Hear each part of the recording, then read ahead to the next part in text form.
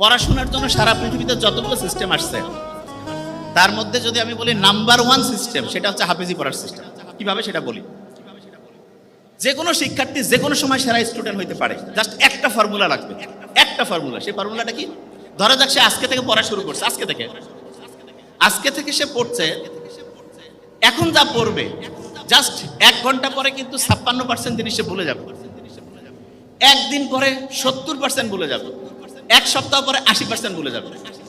তার মানে আমরা যা কিছু পড়ি, যা কিছু শুনি, 80% জিনিস 7 দিন পরে নাই। অথচ কোরআন শরীফ যারা পড়ে তারা দেখা যায় যে গোটাল কোরআনের 30টা পারা একদম A to Z মুখস্থ না। তারা কিভাবে খেয়াল রাখে? কেউ যদি হাফেজি পড়াটা দেখে, দেখবে যে হাফেজিতে যারা পড়ে ভোরের টাইমে তারা একটু পড়ে এবং সকালে আবার একটু পড়ে, পড়ার পরে দুপুরের পর থেকে তারা রিভিশন দেয়, মাগরিবের পরে তারা রিভিশন দেয়, এশার পরেও রিভিশন। সারাদিনে যে টাইমটা তারা পড়ে ক্যালকুলেশন করলে দেখা যাবে 70% থেকে 80% টাইম তারা রিভিশন দেয়, 70 থেকে 80% টাইম তারা শুধু রিভিশন দেয়।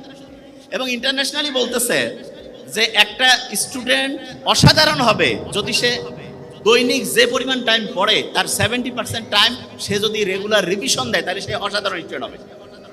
এবং একটা স্টুডেন্ট যখন হচ্ছে যে হাফেজি পড়ে তখন তার ব্রেইনের মধ্যে কিন্তু একটা আলফা ওয়েভ তৈরি হয়, আলফা ওয়েভ। এবং এই ওয়েভটা এমন, ধরা যাক আপনি নর্মালি একটা পৃষ্ঠা পড়তে আপনার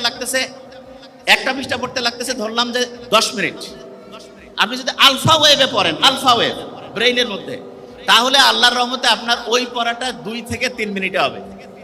তার মানে স্বাভাবিকভাবে একটা পড়া আপনি যেই স্পিডে পড়েন, আলফা ওয়েভ থাকলে তার থেকে 4 থেকে 5 গুণ বেশি স্পিডে আপনি আল্লাহর রহমতে পড়তে পারবেন।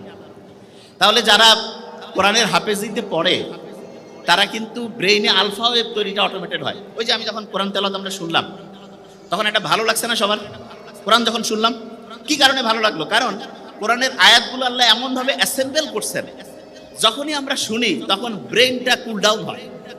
এবং ব্রেইনটা কুল ডাউন হয়ে গেলে ব্রেইনের মধ্যে প্রতি মুহূর্তে যে হচ্ছে বিভিন্ন ঢেউ আছে, ঢেউটা এমন লেভেলে আসে যেটার নাম হচ্ছে আলফা ঢেউ। এবং এই ঢেউটা ব্রেইনের জন্য খুব উপকারী।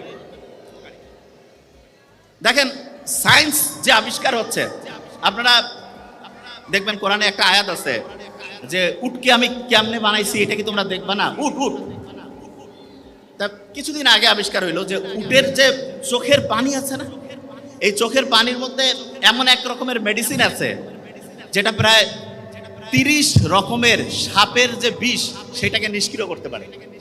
ওই যে রাসেল ভাইপারের নাম শুনলাম না, খুব আলো